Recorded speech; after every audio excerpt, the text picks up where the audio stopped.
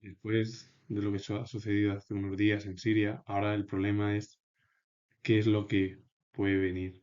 Yo siendo historiador, puede suceder que haya un gobierno pues más civil, como quieren los kurdos, o un gobierno islamista, como existe en Irán o en Afganistán. En Irán llevan desde 1979 con un gobierno islamista, con Khomeini y bueno, el resto de los herederos de los últimos em, 45 años en Irán, porque Irán era una monarquía occidental muy cercana y aliada de Estados Unidos.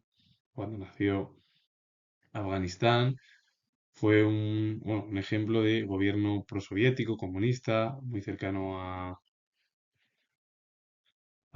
bueno, a la URSS, al bloque soviético, que en 1979 se convirtió en un gobierno además socialista. Pero el problema es que en 89 cayeron por las guerrillas formadas por el grupo islamista y bueno, durante un tiempo, desde 1969 hasta 2001, estuvo gobernando en Afganistán el islamismo. Y por cierto, Irán y Afganistán con el régimen islámico fueron declarados enemigos de Estados Unidos y de todo el bloque occidental, incluso también en parte del bloque soviético. Es verdad que el bloque soviético le quedaban 2 años y ya tuvo crisis desde la década de los 80.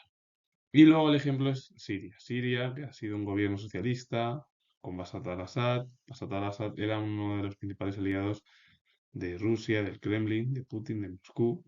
Y ahora el problema es la pregunta, ¿qué es lo que puede pasar? Los kurdos quieren en Siria un gobierno civil, pero hay grupos más radicales en relación con el islamismo que pueden provocar la subida otra vez al poder de islámicos y de, bueno, pues romper además los derechos entre hombres y mujeres y otra vez imponer pues, ciertas costumbres que tienen los propios regímenes islámicos.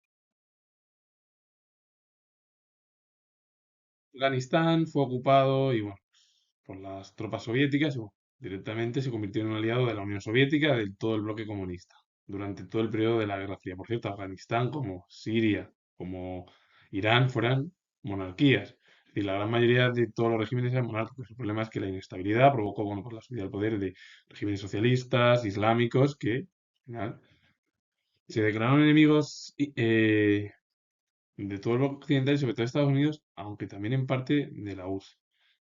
El gobierno socialista subió al poder en 1979. Hasta ahí, bueno, pues tuvo 10 años como uno de los principales aliados, pero el objetivo al final es que hubo, por parte de los guerrilleros y de los grupos más islámicos, de derrocar al gobierno comunista. Y era una situación muy similar a lo que se produjo en Irán con la caída del Shah, la subida al poder de Khomeini, plantar el islamismo en Irán en 1979. Finalmente, ¿qué sucedió en Afganistán? Todas las incursiones por parte de los islamistas, los grupos más radicales, provocaron la caída ya del gobierno socialista, la retirada en 1979 de la Unión Soviética de todas las tropas, porque además salió y fue además algo muy similar. Fue un problema que fue copiado, e imitado, además, en el que se produjo la caída de un gobierno comunista en 1989 por un gobierno islamista. El Shah, que era un gobierno occidental, cayó también por la corrupción en Irán.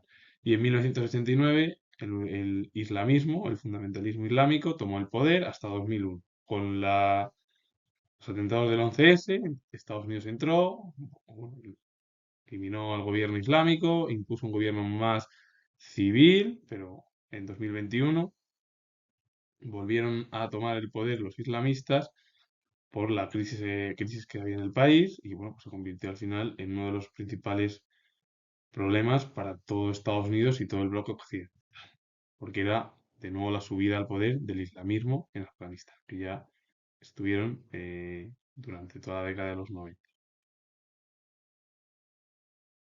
Muchos de los estados que nacieron en la descolonización como Afganistán, Irak, Irán, Siria, la gran mayoría eran monarquías. A lo mejor el ejemplo de no monarquía era Israel y algún otro más, pero la gran mayoría eran las monarquías teocráticas en Arabia que siguen existiendo en la actualidad. El problema es que Irán, con el nacimiento, después de la Segunda Guerra Mundial y durante el periodo de la descolonización que se produjo dentro de la Guerra Fría, empezaron a nacer muchos países que no querían inmiscuirse en ninguno de los dos bloques, que se denominaron estados no alineados, con el objetivo de ser independientes y de no sumarse ni al bloque occidental, liderado por Estados Unidos, ni al bloque soviético, liderado por la URSS. Irán fue el comienzo de tensión por parte del bloque occidental, o bueno, parte occidental europea, y Estados Unidos contra la URSS, porque el objetivo al final de la Unión Soviética era tener tropas en la zona. Pero Francia y Gran Bretaña no lo vieron con buenos ojos y ya las presiones estadounidenses fueron lo que provocaron al final la salida de las tropas de la zona. El Shah, que era la monarquía iraní, era un aliado de Estados Unidos, de todo el bloque occidental, era un régimen pro-occidental o cercano a Occidente, junto con Israel. El problema es que la corrupción de la monarquía iraní provocó la caída directamente del propio Shah y luego la baja popularidad que tuvo ya con la corrupción el propio eh, Shah iraní. Entonces Khomeini aprovechó la revuelta y subió al poder y se convirtió, bueno, pues en un teócrata que impuso además el fundamentalismo islámico como una teocracia y que, bueno, que continúa en la actualidad de Irán. Irán hoy en día es uno de los principales enemigos de Estados Unidos porque además declaró además que Estados Unidos era el mal incluso. El propio gobierno de Khomeini, y que fue contrario a esa expansión occidental por parte de Oriente Medio. Y además hoy en día Irán sigue siendo un grave problema por el conflicto que hay con Hamas, Israel, Irán que está ahí, Irak y un montón más de estados que están inmiscuidos en un conflicto que puede estallar, que esperemos que la tensión se vaya bajando. Y esto lo comento yo siendo historia, porque la situación hoy en día en Oriente Medio, en Europa y en Asia es muy delicada. El que está en la diapositiva no es Bashar al-Assad, es su padre. Siria nació tras la descolonización y durante la Guerra Fría. Siria estuvo gobernado por el partido Ba'ath árabe, que era de tendencia socialista, desde 1971, porque además su padre, Hafez al-Assad, fue presidente del gobierno desde 1971 hasta el año 2000. Y a partir de ahí, el régimen monárquico cayó, se convirtió en un régimen socialista, cercano al final a Moscú, que era soviético, comunista, y bueno, pues fue uno de los principales también aliados de la Unión Soviética en la zona. Pero el problema vino cuando cayó la Unión Soviética en 1991, la guerra del Golfo, el propio presidente sirio se mantuvo neutral con el objetivo de acercarse a los países árabes más moderados y a Estados Unidos también, y eso al final, su cercanía en el Golfo a Estados Unidos, pues provocó, bueno, pues que se mantuviese el propio Hafez el-Assad en el gobierno hasta el año 2000. Con el fallecimiento de Hafez el-Assad, su hijo, que fue ratificado por el gobierno, se convirtió en el nuevo presidente y llevaba casi un cuarto de siglo gobernando. Y además aguantó Bashar al-Assad la primavera árabe, que estalló además en el año 2011, una guerra civil que continúa en el país porque es un país al final que lleva continuamente en un conflicto civil.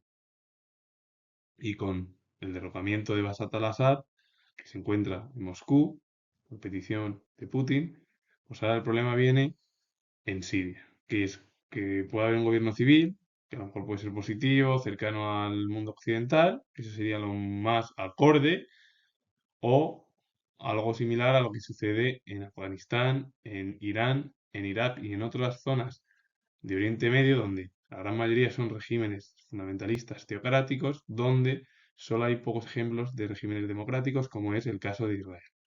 Así que a ver qué es lo que sucede, porque esto es un grave problema para la seguridad en Oriente Medio y sobre todo para el mundo occidental. Y con ello finalizo. Comento que soy historiador, he hablado de tres ejemplos donde existe, dos de ellos existe el fundamentalismo, Afganistán tuvo un gobierno soviético durante 10 años, luego estuvo durante otros 10 años con un gobierno más civil y bueno, pues en Afganistán ha habido el fundamentalismo desde el año 1989 hasta el año 2001, luego desde el 2021 volvieron los fundamentalistas con un régimen teocrático en el país. Y el caso de Irán es que lleva 45 años ya con un régimen fundamentalista tras la vida del Shah. Así que si os ha gustado la explicación de ambos países, darle al like, suscribiros, poner comentarios. Repito que soy historiador y nos vemos en el próximo vídeo.